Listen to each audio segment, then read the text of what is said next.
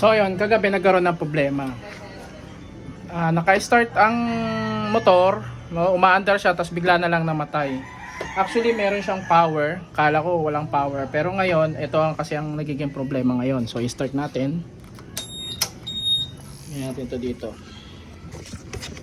Ano ba? Yan, start natin. So ang nagiging problema ito.